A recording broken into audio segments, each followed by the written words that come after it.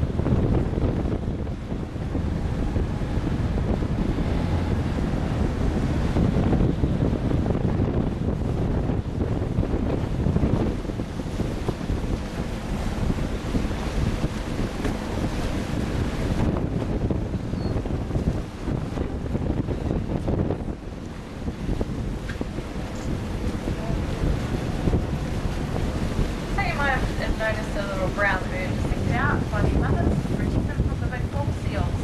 So it'll be stuck here in Milford.